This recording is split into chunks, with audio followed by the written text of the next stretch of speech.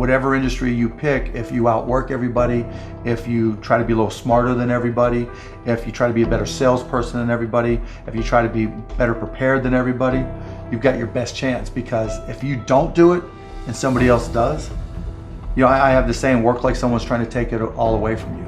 I actually work like someone's spending 24 hours, working 24 hours to take it all away from you.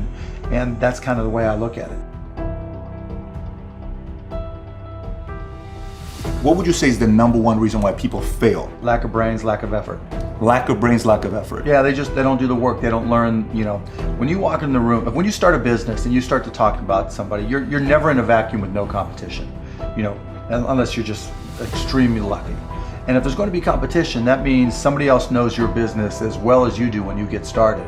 And if you walk into a competitive environment and they still know more about the business than you do and more about your customers, you're going to lose. But most people don't consider that. They don't do the work. They don't learn more about their industry. They don't know even about their business. And so you've got to put in the effort to know more about your industry than anybody else. And that's the brains part, and that's the effort part as well. Because look, if you're competing with me, you better know what you're doing, otherwise I'm gonna kick your ass, and you're not gonna outwork me. And so, the combination is usually what kills businesses early on more than anything. You could, within a 5-10 minute interview, say, this dude's not gonna make it as an entrepreneur.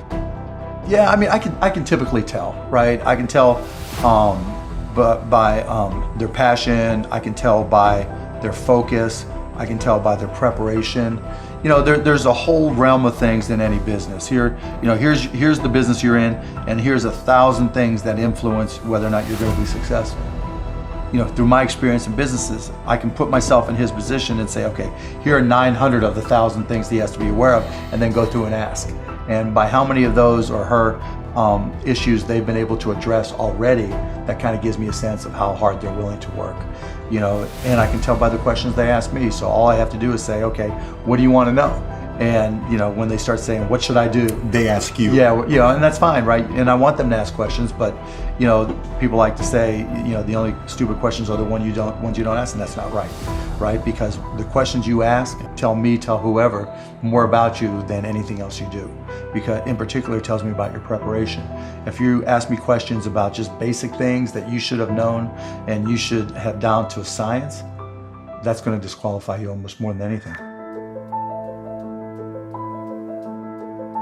If you're not always learning, to this minute, if I'm not continuously learning, if I'm not just absorbing as much as I can absorb, someone else is going to kick my ass, right? So you talk about paranoia. The greatest source of your paranoia should be knowledge. If someone else knows more than you do, and if you're not learning, if you don't know how to learn, if you don't have a thirst for learning and acquiring information, you're SOL. Do you think there needs to be a healthy level of paranoia? Oh, absolutely. There needs to be. Oh, yeah. I mean, I always say, for every one of my businesses, I say, what would I do to kick my own ass? You're right. So whatever business you have, there's somebody trying to put you out of business. There's somebody trying to take a bite out of your business. And it's better for you to figure out how they're going to do it rather than they do it. And so, yeah, that's being paranoid. And so you have to be paranoid. You have to anticipate other people's next moves, and you can't ever, downplay the competition. I was at a business plan competition this morning at a college, and they were kind of being dismissive of the competition. And so you can't ever do that. They're out there trying to take you down, and they're not just going to sit still. And if you're good, really, really good, you're going to inspire them to work even harder, faster, better. And so you have to be, very self-aware of what you're good at and what other people are good at. And, a healthy dose of paranoia makes a big difference. Is very helpful. Let's transition to a different subject with college. You went to IU, Yep. right? Now you got a lot of people that say, forget about school, They're drop idiots. out of school. They're idiots. So you think they're idiots? They're idiots. Tell me why. If you're going to have and run a business, if you don't understand accounting, you're already behind the 8 ball. Can't you hire a guy that knows how to But run then accounting? they still have to communicate to you. Your accountant might tell you you're profitable, but your cash is going down. Not understanding a breakdown. And when you don't, You think you need college to learn that? yeah, I think you do, right? Because it may not, for some people, look, if you're so self-motivated that you can take an online course in accounting and teach yourself everything, you're way ahead of the game anyways. But most people aren't. I don't care if you go to a community college and take accounting and spend $99 for the class. Just, spending the money forces you to be more obligated to do it. But accounting, finance, lesser extent marketing, sales if the school offers that, these are all that's the language of business. And so while it's possible to teach yourself these things, and while it's possible to hire them, when you're starting your own company, you don't want to have to spend money hiring an accountant. Well, let me take that. If you've gone through all these classes, you probably don't have to hire a lawyer to incorporate, right? You can probably figure out yourself. And so your cost of opening up a business drops. But even more important than all that, that's the blocking and tackling. That's the language of business. You know, the thing I learned at Indiana that was more important than anything else, I learned how to learn. And learning became far more important to me, because the one certainty in business is that it's always going to be changing. How does one entrepreneur increase the speed in areas that they can increase? There's certain things you can't control. Speed in what way? Speed of growing your business. All right. So how fast can I grow it? Yeah, I mean, it just depends. You've got to know your own skill set, right?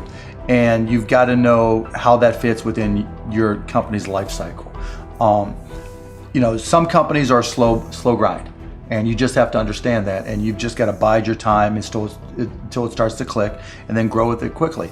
You know, if you're trying to release a product that needs to be ubiquitous, you've got to go as fast as you can, and then, you know, release a product, yeah, like a launch. Yeah, and you know, there's a lot of people who will say, you know, perfection is the enemy of profitability, right? And that doesn't mean you have to wait till it's a perfect product. It really just depends on what the product is. It, you know, a barbershop, right? Is it an app? Is it a service? Is it a product? But, you know, the key is looking for the low-hanging fruit. What customers are willing to write you a check or commit to it? You know, so that they're willing to integrate it into their daily lives or integrate it into their daily business. And so getting a commitment either through time or revenue is typically what I look for. And so if I can get a commitment, then I'm going to be able to learn. I'm going to see how they use it. Do they sustain usage? And then once I get the next one, you know, hopefully it came a little bit faster than the first one. Then I can ask for referrals, and then the next one, then the next one, and I just try to ramp it up. You know, when I bought the Mavs, we had no season ticket holder base.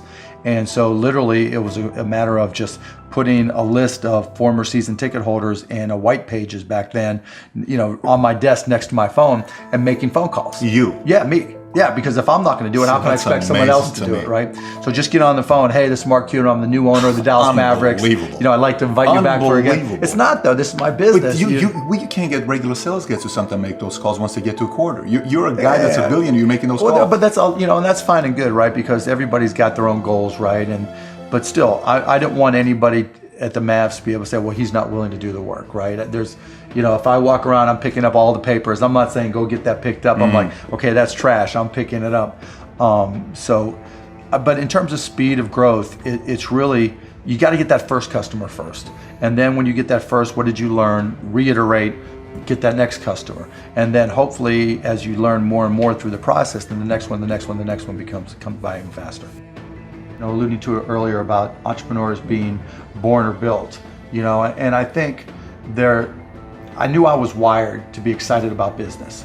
How or why, I don't know, but you know, and there's certain guys that have the genetics to jump out of the gym, right? There's certain guys, you know, that, you know, when they golf, they have the muscle memory and the discipline. You know, Dirk Nowitzki may not be the most talented guy in the NBA, but his discipline and his focus to do what's necessary to be successful, he's willing to do, and combine it with being 7 feet tall and being skilled, you know, it makes him an amazing basketball player. So it's understanding what your skill set is, finding the right place to use those skills, and then going for it. You know, will that make you 250 grand? It depends if you pick the right industry. You know, I started my first business when I was 12. I was buying and selling baseball cards, buying and selling stamps. Anything I could do to make money, I was hustling and trying to do. So I was into business, but I not so much where it was all my friends were into it with me, so they wouldn't know. Baseball cards. Yeah, baseball cards, you name it. I mean, I grew up in Pittsburgh. And so I would, probably even less than 12 years old, I would go out and buy a bunch of baseball cards that I collected, and I would package, I would say, okay, you're guaranteed to have a Pittsburgh Pirate in this package, and I would charge 3 times as much, and I'd set up on this park bench down in the park down in Scott Township where I grew up, and I'd have these little sales. and it was great. I made money, and I mean, it was, you know, and I learned as much about business when I was 9, 10, and 12 as I learned any other time.